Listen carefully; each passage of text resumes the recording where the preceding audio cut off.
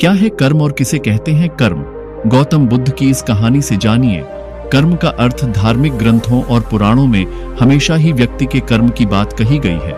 लेकिन क्या आप जानते हैं कि आखिर कर्म किसे कहते हैं और क्या है कर्म? गीता में नित्य कर्म, नैमित कर्म, काम्य कर्म, निष्काम्य कर्म, संचित कर्म, निषिद्ध कर्म आदि जैसे कई तरह के कर्मों के बारे में बताया गया है। लेकिन क्या कर्म का प्रभाव व्यक्ति पर पड़ता है? और सबसे अहम प्रश्न कि कर्म क्या और किसे कहते हैं? इस दुनिया में बहुत सारे लोग हैं, बहुत तरह तरह की बात करते हैं, लेकिन असल में कर्म का अर्थ क्या है? आखिर गौतम बुद्ध ने कर्म को लेकर क्या कहा है? तो आइए जानते हैं इस वीडियो के माध्यम से कि गौतम बुद्ध ने कर्म लेकर क्या कहा है अपने शिष्यों को। एक बार गौतम बुद्ध के शिष्य ने भी उनसे यही प्रश्न किया था कि कर्म क्या है और किसे कहते हैं। तब बुद्ध ने शिष्य को कर्म के बारे में बताते हुए यह कहानी सुनाई थी।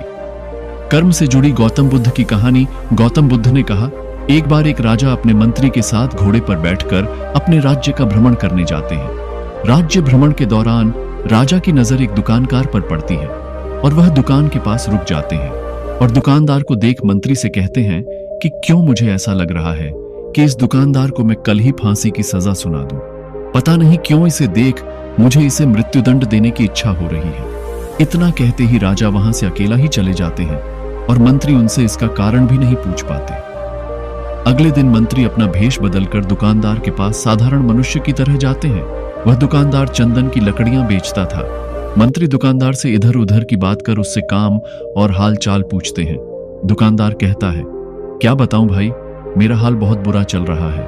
लोग मेरी दुकान पर आते हैं, मेरी चंदन की लकड़ियों को सूंघते हैं, प्रशंसा भी बहुत करते हैं, लेकिन खरीदता कोई नहीं है।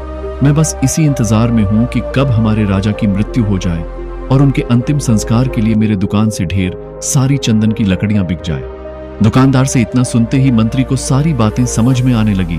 वह समझ गए कि आखिर क्यों राजा के मन में इस दुकानदार के प्रति नकारात्मक विचार थे। मंत्री ने दुकानदार की बात सुन उससे थोड़ी चंदन की लकड़ियां खरीद ली। लकड़ियों की बिक्री से दुकानदार भी खुश हो गया और तुरंत मंत्री को लकड़ियां दे दी। राजा के पास पहुंचकर मंत्री ने उनके कहा कि आप जिस दुकानदार को मृत्युदंड देने की सोच रहे थे, उसने आपके लिए भेंट स्वरूप चंदन की लकड़ियां भेजी हैं। यह सुनते ही राजा खुश हो गए और सोचने लगे कि बेवजह मैं उस बेचारे दुकानदार के बारे में बुरा सोच रहा था। राजा ने मंत्री से चंदन की लकड़ियां लेकर सूंघी, जिससे बहुत ही अच्छी सुगंध आ रही थी।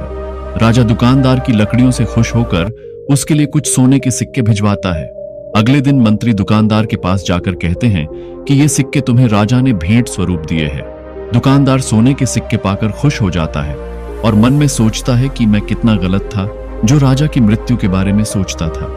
वह तो कितने दयालु हैं। गौतम बुद्ध कहानी को समाप्त करते हुए शिष्य से कहते हैं, हमारे काम, भावनाएं और विचार ही हमारे कर्म हैं। डिस्क्लेमर, यहां मुहैया सूचना सिर्फ मान्यताओं और जानकारियों पर आधारित है।